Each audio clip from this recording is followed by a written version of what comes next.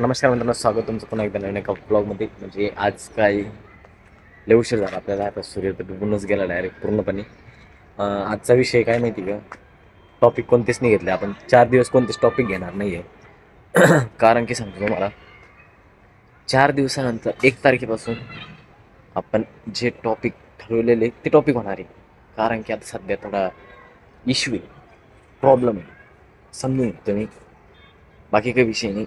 आजचे 4 दिवस समजा आपलं रेग्युलर तर रोजचं रोज व्हिडिओ चालत राहील, पण मग टॉपिक नाही राहणार.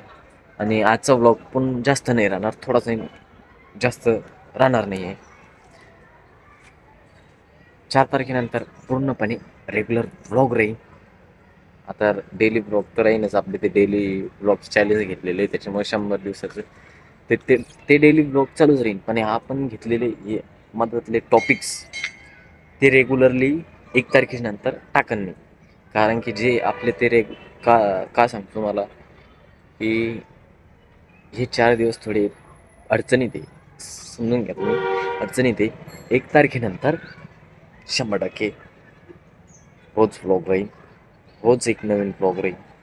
आणि आपल्याला 1 तारखेनंतर नंतरच सांगेन मी. आता उद्या नाही तर परवा तेरवाचा 14-15 काय म्हणतात 2 दिवस 30 तारखेला किंवा 28 तारखेला सांगेल काय विषय येतं. तर मग आज जर बघतो जरा काय विषय काय नाही. तर आता की सध्याने आता मी आलो सूर्य डुबल्यानंतर आलो, लय उशीर झाला ना. आज लय काम आहे सध्या, अजून मग काम आहे, लय काम आहे. उद्या सांगेन उद्याच्या ब्लॉगमध्ये. मला थोडा बी टाईम नाही डायरेक्ट बाथरूम जायचं, त्याला बी टाईम नाही.